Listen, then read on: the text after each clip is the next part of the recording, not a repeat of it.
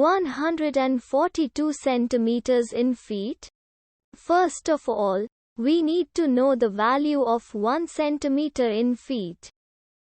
It's always 1 centimeter equals 0.03280839895 feet. Now we have to multiply 0.03280839895 by 142.